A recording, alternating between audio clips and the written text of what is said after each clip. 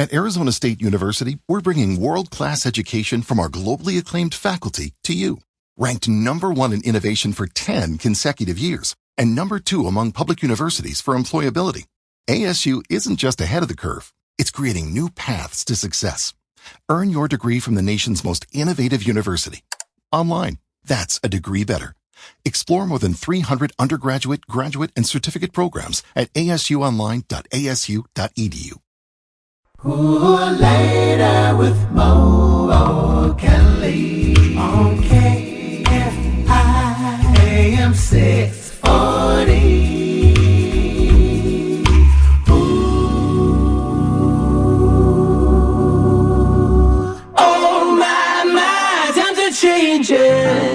There's a fire of a new day coming round. It's a feeling like a cool rain coming down. It's a rhythm of a new song singing. It's a rhythm of a new song singing. Oh my, times are changing.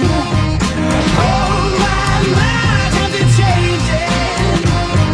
Oh my, I've been waiting for this moment. Oh my, times are changing. Detective Harry Bosch has moved on from the LAPD and is now working as a private investigator. That's where we find Bosch at the start of Bosch Legacy, now in its third and final season. And in this season, his daughter, and now LAPD officer in her own right, Maddie, is investigating a slew of follow-home robberies and abductions. And speaking of abductions, Maddie's abductor in the previous season, Doc Weiler, has been murdered while in prison. And all signs point back to Harry Bosch as the person who ordered the hit. Honey Chandler is running for LADA and a target for assassination. And believe it or not, the intrigue and drama increase from there. I just heard a story about my dad, about his time in Afghanistan. It was war. War crime, more like. Just got me wondering, what other secrets does he have? You really want to know? Bosch has crossed a lot of lines in his long and checkered career. But murder? You honestly think he would set up a prison hit? To murder the scumbag who abducted Madeline Bosch. If it was my daughter, I'd skin him alive. Justice will be done. One way or another. I need not tell you, but I'm going to tell you anyway. The star of all things Harry Bosch is none other than Titus Welliver, who joins me now on the show. Titus Welliver, an honor and privilege to have you on. How are you this evening? I'm very well, thank you. Thank you for having me. It's a pleasure to be here. I think it's fair to say that the character of Harry Bosch and you, Titus Welliver, the actor, are inseparable. What has Harry Bosch meant in your life and career? Well, I will say that it's a deeply nuanced and complex character that is what every actor dreams of having, right? You want something that's going to challenge you, that you can grow with, and Harry Bosch certainly has been that character.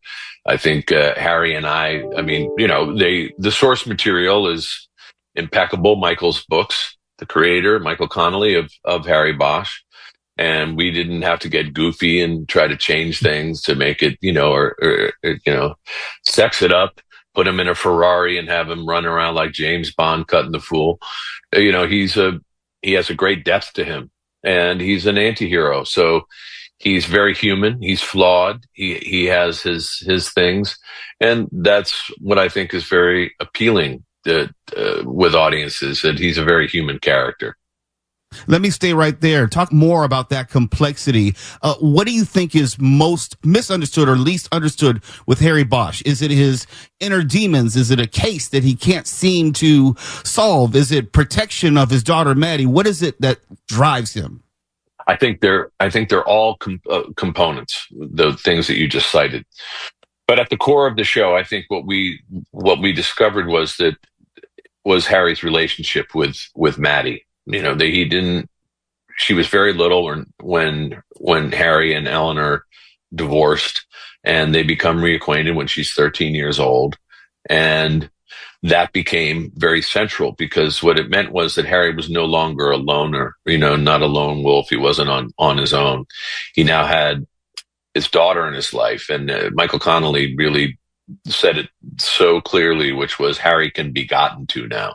He has an Achilles heel, and his Achilles heel is his daughter. But that also allowed us to look. Harry's never going to be a warm and fuzzy guy, but it allowed us to take certain layers off so that Harry would only exposes himself to a certain degree in his vulnerability to Maddie. But his expression of love for her, his tenderness, his kindness is very, very palpable. And that was something that I was deeply protective of, was the nature of that relationship. I did not want it to be contrived or in any way cliche, that everything was roses with them. They disagree, they fight, they have, a real depth to their relationship. But that also softened him to a certain degree, but not in the way that he still pursues justice. He's still that same guy. And he carries a lot of internal baggage because he's not an emotionally demonstrative guy, right? He started out very taciturn, silence and rage were kind of his two expressions of emotion, but that became more nuanced to a certain degree too. He carries a lot of dark. There's a lot of a sense of innate sadness with Harry. He carries a tremendous amount, and I think that's what also makes him appealing to audiences. They see a guy who is very capable. He's very brave. He's capable of heroic deeds, but he doesn't come out wearing, some cliche, white cowboy hat, like I'm the good guy, just so everybody knows. He's a beige guy. He's a gray guy. He's not one or the other, but he's incorruptible, and he has a flawless moral compass. But he doesn't suffer fools, nor does he tolerate bureaucracy or political machinations getting in the way of him obtaining justice. What brings you out? See how you're doing? So far, so good. I just young. True that. I know you ain't been waiting here all night just to welcome me back. What's the word in Moscow? They ain't tied Doc Wilder to nobody. Just rumors. Unsolved. Rumors. Anybody I know? Not me. Not you. Look, I can't buy you a beer. Not tonight. I'll just mosey on home. Keep in touch. You hear me? You won't regret what you've done for me. You're out in the world now. Keep it that way. My guest right now is Titus Welliver, Harry Bosch himself. We're talking about the third and final season of Bosch Legacy, now streaming on Amazon Prime. Episodes drop every Thursday. And I'm here to tell you, if this is the last Bosch, it just might be the best. More with Titus Welliver on the other side of the... At Arizona State University, we're bringing world-class education from our globally acclaimed faculty to you. Ranked #1 in innovation for 10 consecutive years. And #2 among public universities for employability. ASU isn't just ahead of the curve. It's creating new paths to success. Earn your degree from the nation's most innovative university. Online. That's a degree better. Explore more than 300 undergraduate, graduate, and certificate programs at asuonline.asu.edu. Break. You're listening to Later with Mo Kelly on demand from KFI AM 640. With Mo Kelly on KFI AM 640. Well, thanks for lunch. Well, we should do this more often. I know. It's work, I do. What's on your mind? There's just all these rumors on the grapevine about what happened. Cop gossip. It's worse than a f***ing schoolyard. Ignore it. Yeah, I know. They're just talking about, how Doc Weiler was killed and who actually killed him. And Okay. Listen. I would have if I could have, if that answers your question. But I didn't. I told you the day Borders called. I had nothing to do with it. I know, and I believed you. Then and now.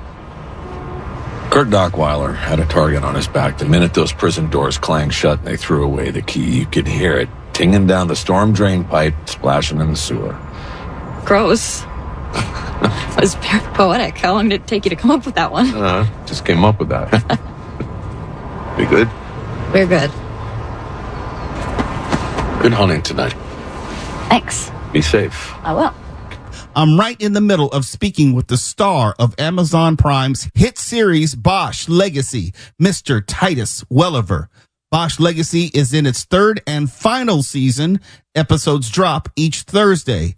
And Titus, it's interesting. We talked about Maddie, who eventually became a member of LAPD. And you talk about Harry Bosch, who has an incorruptible moral code.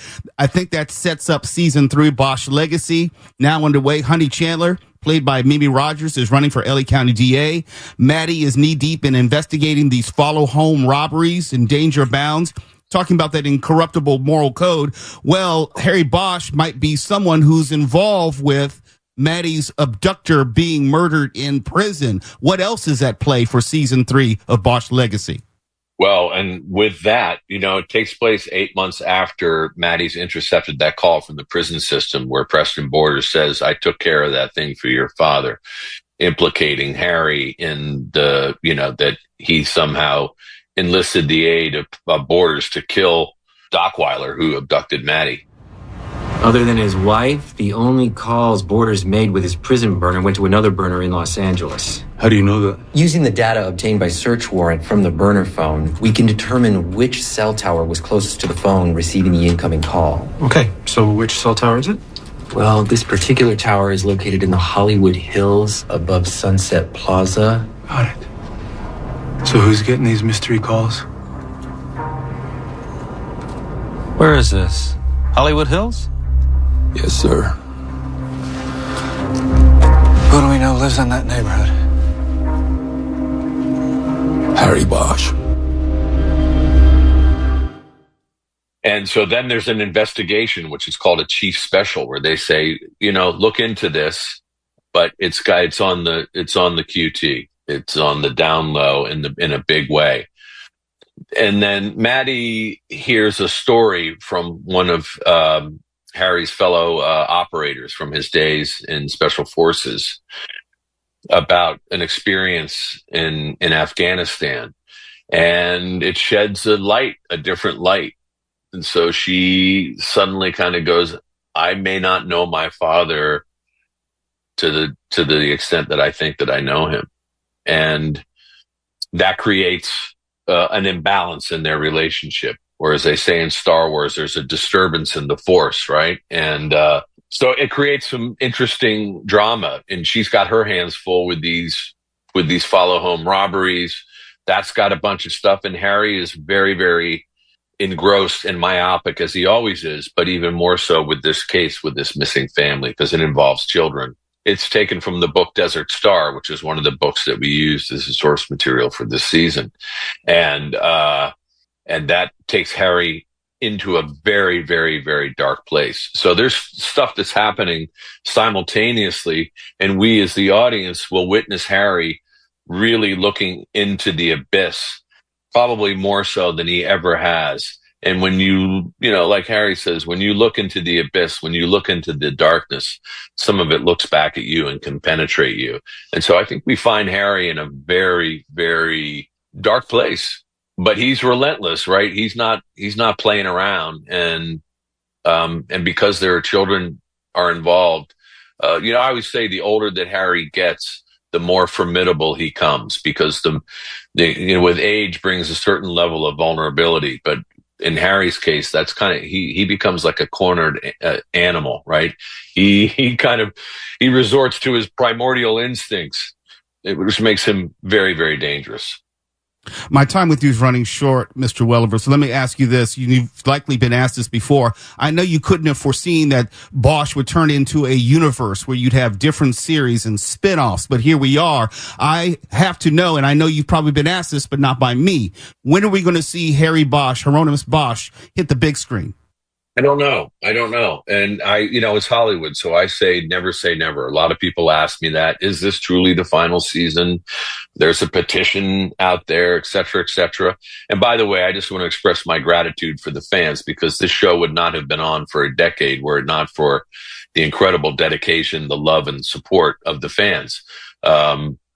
over the years, and I'm truly eternally grateful for that.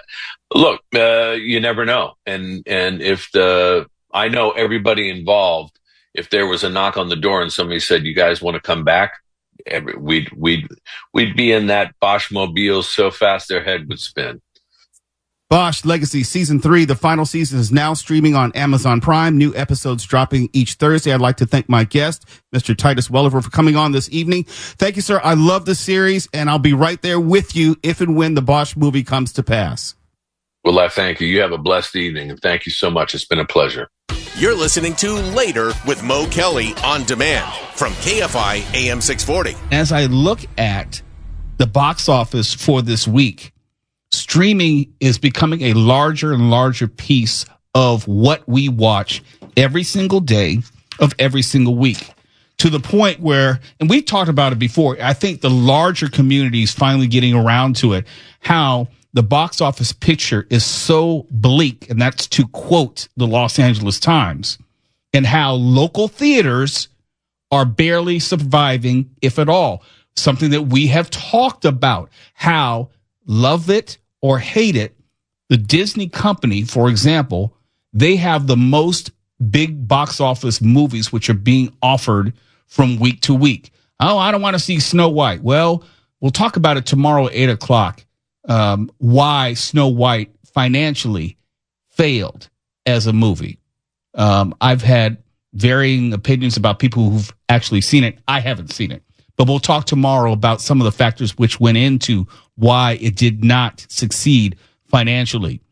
But when those movies don't succeed, there is a domino effect, and you have local theaters. I'm not talking about the big chains. I'm not talking about AMC. I'm not talking about Regal or Edwards Cinema. I'm not even talking about ArcLight.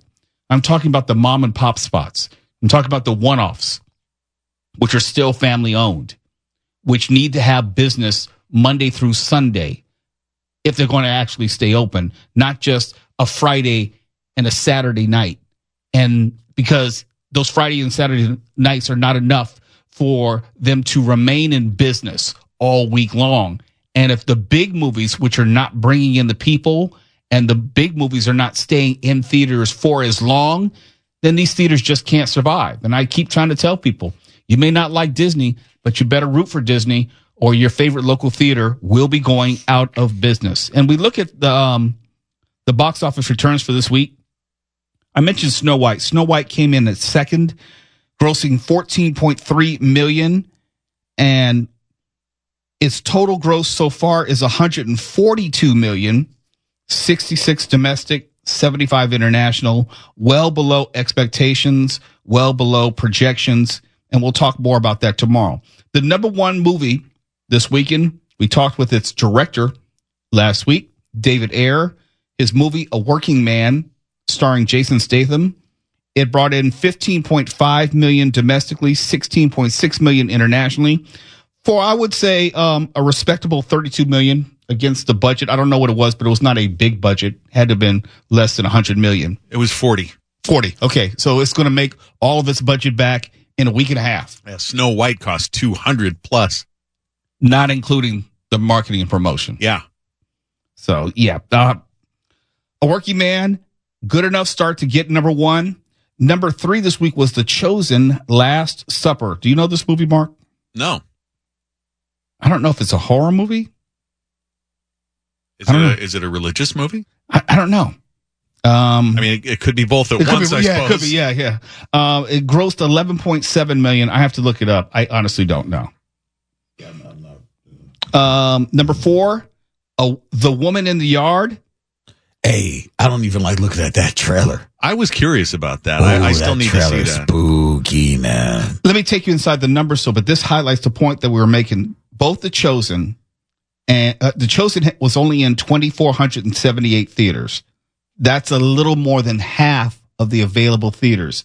And you have The Woman in the Yard was only in 2,842 theaters. That's not a lot of theaters when you're talking big picture, which means a lot of theaters chose not to offer it, or it was incongruous with their, where they were in the country, and they don't show certain types of movies, R-rated movies or sexualized movies. it's very hard for these movie theaters to stay in business.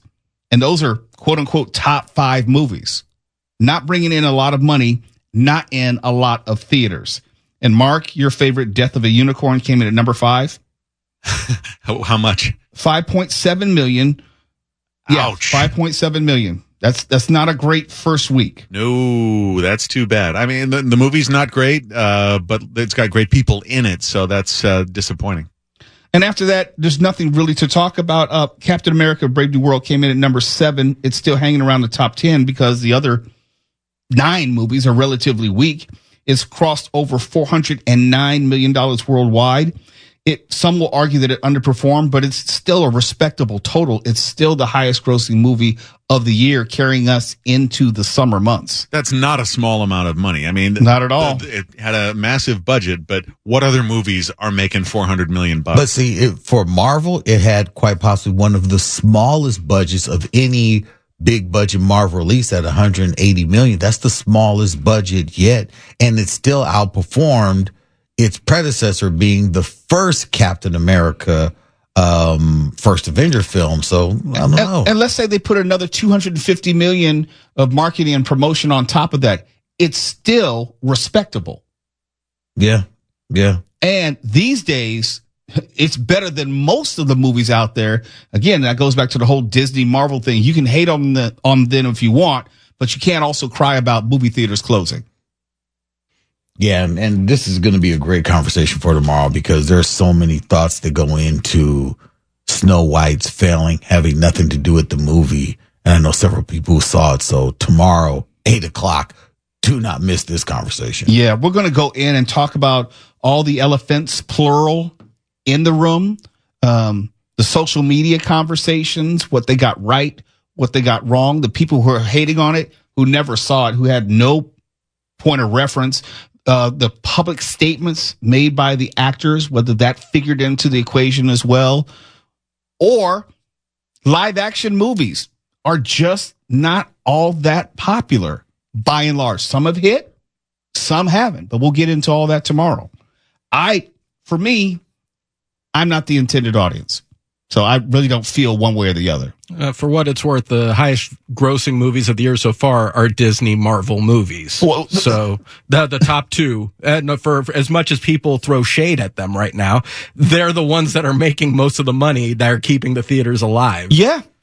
And if they underperform, they're making it much more difficult for these movie theaters to stay in business. I mean, there's a correlation here.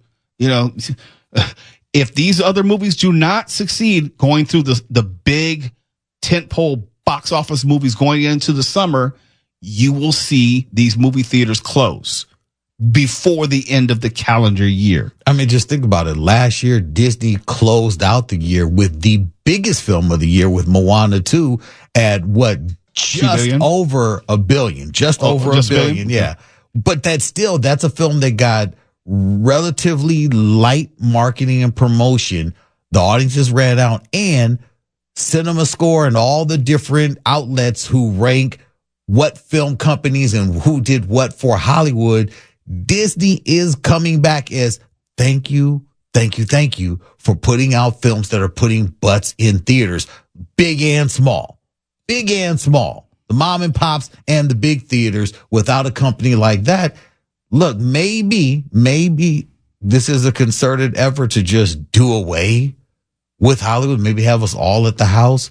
But damn, man. Well, this could be Hollywood about businesses, or do we not? No, this going to be Hollywood one way or the other. Now, whether we will actually continue to go to a physical brick and mortar theater in the future in the way that we used to pre-pandemic, that time is not ever coming back. Whether we will go with any frequency, that is still an open question. But we know mathematically there are fewer films in theaters. We know that just fewer releases, and we know that they are staying in physical theaters for a shorter amount of time. We know that there are just movies which are in fewer theaters that are being released, fewer movies in theaters. They're not staying as long in theaters. Movie theaters are not staying open all 7 days anymore. I look at a lot of theaters I used to go to, the mom and pop ones, the ones that were hidden away that I thought was a gem. They're not open 7 days a week anymore. They're open like Friday, Saturday, Sunday, Monday. That's it. Because Tuesday, Wednesday, Thursday don't make financial sense. Where you're going to pay people to do the popcorn and tear the tickets and run the projectors, whatever it is, the machinery they use now, and only have 5 people in the theater, one of them being Mark Ronner every 3 months. Yeah. I mean, literally, there were like 5 people in the theater with you, right? Well, at the Death of a Unicorn screening I went to Friday, there were 2 others, and they were talking at full volume. Okay, so more than 2. And this raises actually an interesting question, because Conway mentioned it earlier. Some theaters are looking at starting to allow people to smoke weed in the theaters and openly text in the theaters and stuff like that to make it so it's more of a social experience. Yeah, for every person you gain, you're going to lose one. I promise you that. I am not going to go into a theater, especially if you talk about maybe there might be kids, and smell that pungent smell of weed. No. And if you're going to talk and text, well, I might as well just stay home. There is really no reason to spend $20 a ticket and have to put up with that. I will not. That's a silly concept. Somebody wrote an article. It's something that they are considering with all of the major theater groups, AMC, Regal. They're all looking at options on ways because they can see what's happening down the line. The industry is dropping, so they're looking at whatever options that they can find. I get the desperation, and I get, all ideas, good and bad, are on the table. That's just one of the bad ideas, which is not going to push you any closer to where you want to be. The cure is worse than the disease for that one. Yeah. I'm not sure which is worse. I mean, I guess I wouldn't mind the smell of weed as much as I would people texting in the movie. I mean, it already drives me nearly to homicide when I see people with their phones on. And the week before last, somebody was having a full volume phone conversation in the theater. And it's already... You're doing the cost benefit analysis way too much already when you go to a theater. Like, is it worth everything I'm paying, knowing how annoyed I'm going to get at all the other filthy animals there? Mm-hmm. The experience in the theater has to be better than the experience at home. And because of streaming, if you can just wait 20, 21 days, that movie, even if you still have to pay to rent it at home, it still will cost less. Talk about that cost benefit analysis. It will still cost less than purchasing 2 tickets and condiments and parking and gas to go actually see that movie in the theater. I will gladly wait 3 weeks.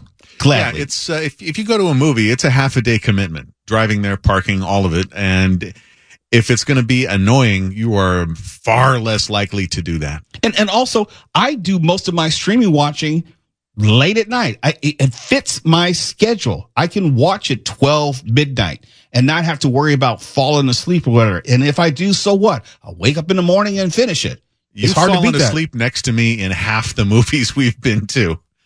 Snoring, falling asleep and snoring. That's not his fault. That's because that's a rumor. I'm a you have no proof. nighter. You have proof of Stefan, not me. We were sitting right next to each other. That was rough, Mo. That was rough. You were calling them dogs, man. Look, I'm here to tell you that a person's testimony is the most unreliable form of evidence in a court proceeding. First-hand witness testimony. This is not hearsay. You were right there. You were either snoring or you snuck a barnyard animal in with you, and that was making the sound. I rebuke thee. It's later with Mo Kelly. When we come back, we're going to check in with George Norrie and also have my final thought. KFI AM 640, we're live everywhere in the iHeartRadio app. You're listening to Later with Mo Kelly on demand from KFI AM 640.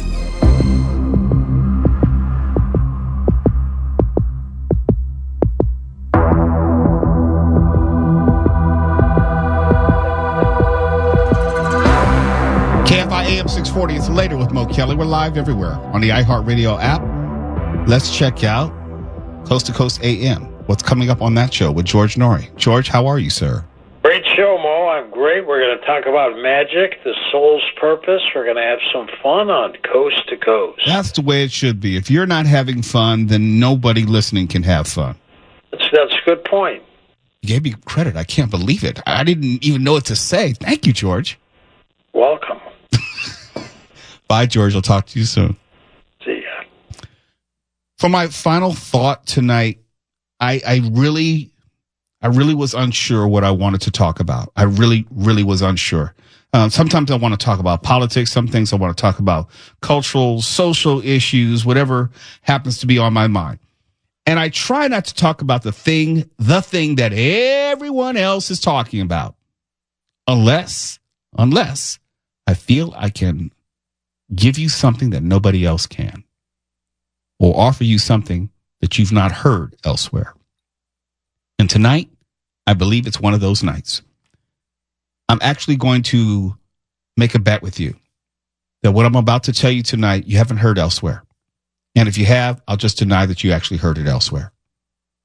But I've heard it. You've heard it. We've all heard it.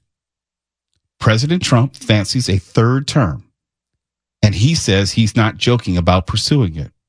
And I believe him. I absolutely believe him. And you should too. Number one, Donald Trump doesn't have a sense of humor. So when he says he's not joking, that's like Tuesday. Everything he says is not a joke. And let me be clear. He doesn't have a sense of humor because he doesn't know what humor is. He loves to insult people. And you should not confuse insulting people all the time and you finding the insults funny as having a sense of humor. He doesn't joke. He doesn't know what self-deprecation is. So when he says that he's going to pursue a third term, regardless of whether he says he's joking, regardless of what the Constitution says to the contrary, he means it. And so when we assess it, when we talk about it, we should take him at his word. A number of journalists have asked the president directly to him, and those close to him asked him about exactly how he's planning to go about pursuing this third term, to which no specifics are given. Just vague comments about, quote unquote, we're working on it. That's all they say. I was listening to Steve Bannon, heard some comments from him. We're working on it. Let me clear up all the mystery. I'm not a constitutional scholar, but I've been really digging into this and talking to my constitutional scholar friends about this. So it's based in some actual knowledge. And I'm pretty sure I know what the Trump team is planning to do at the end of this term.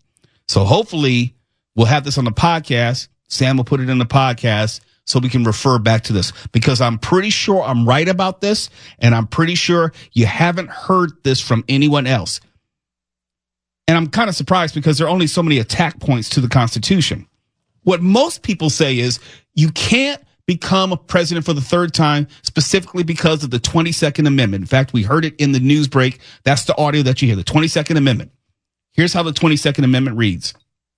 Quote, no person shall be elected to the office of the president more than twice, and no person who has held the office of president or has acted as president for more than 2 years of a term to which some other person was elected president shall be elected to the office of the president more than once. There are two words.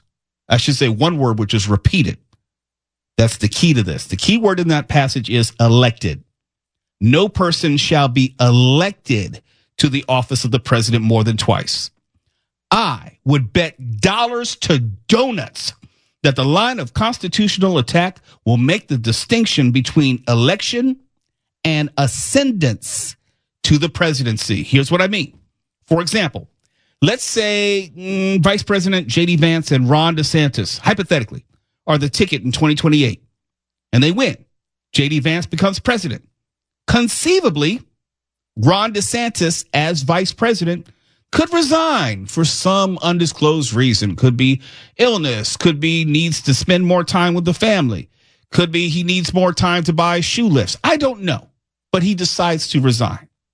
And get this, per the 25th Amendment, quote, whenever there is a vacancy in the office of the vice president, the president shall nominate a vice president who shall take office upon confirmation by a majority vote of both houses of Congress. And as of this moment, the Republicans control both the House and Senate. We don't know what's going to happen in 2026, but hopefully you could see where I'm going with this. The president, then J.D. Vance, could conceivably choose Trump as his next VP. There's nothing explicitly preventing that.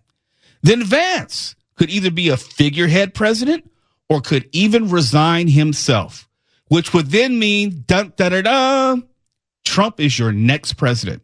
Not elected, but has ascended. Is it constitutionally sound? Maybe, maybe not. That's what the Supreme Court is for. Oh, that's right. A 6-3 majority. Do you actually think they wouldn't get 5 votes? It clearly violates the spirit of the 22nd and 25th Amendments. It's a workaround. It's gamesmanship. But not the letter of those amendments. So that's it. That's the strategy.